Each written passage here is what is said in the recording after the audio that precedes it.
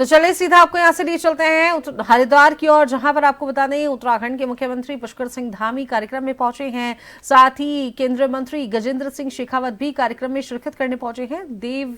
संस्कृत विश्वविद्यालय में आज ध्वजवंदन समारोह का आयोजन किया जा रहा है, जहां पर शेखावत संबोधित कर रहे हैं। एक श्रद्धा का प्रतीक है, हम सब लोगों को एकीकृत करने वाले एक प्रतीक के रूप में अपितु हमने एक ऐसे ध्वज का वंदन किया है जो हमारी सभ्यता का जीवंत प्रतीक, इस भारत की हजारों हजार साल की निरंतरता का प्रतीक है। हमने एक ऐसे ध्वज के प्रतीक के रूप में वंदन किया जहां साधना अनुशासन बनाती है और संस्कार चरित्रों का निर्माण करते। मित्रों, जब चरित्र का निर्माण होता है तब राष्ट्र का निर्माण होता है, और जिन राष्ट्रों का निर्माण सामूहिक चरित्र के आधार पर, चरित्र के उन्नयन के आधार पर होता है, वो राष्ट्र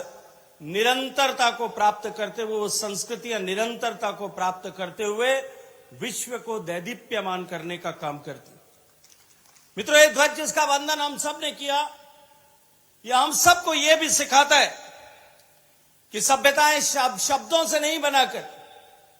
सभ्यताएं शास्त्रों से नहीं बनती, सभ्यताएं चरित्रों की गहराई और ऊंचाई से जो है वो निर्मित होती है, जागृत होती हैं और जीवित रहती हैं। मित्रों, शताब्दी का यह वर्ष जहां हम 3 ऐसे महत्वपूर्ण विषयों की शताब्दी को एक ऐतिहासिक अवसर पर यहां एकत्रित आए, ये केवल वर्षों या दिनों की गणना मात्र नहीं है, अपितु तथा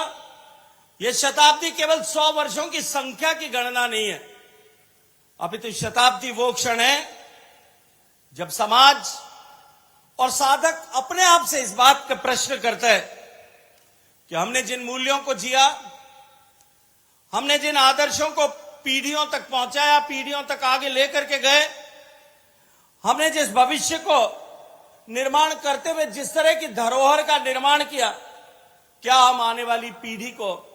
वर्तमान के चुनौतियों के समय में उस गति के सापेक्ष काम करते हुए आगे ले जाने में सफल हो रहे हैं अथवा नहीं। आज का यह समारोह, मैं मानता हूं कि यह अतीत का गौरवगान नहीं है। अभी श्रद्धेय चिन्मय पांड्या जी ने अपनी बातचीत में जिस तरह से कहा कि आज का यह क्षण जो है, यह अद्भुत क्षण केवल अतीत का स्मरण करने का, उसका गौरवगान करने का क्षण नहीं है, अपितु भविष्य के लिए मार्गदर्शन लेने और संकल्पबद्ध होकर के इस साधना को और अधिक गति के साथ में साधना में जुट जाने का समय। आज का एक क्षण और भी दुर्लभ इसलिए है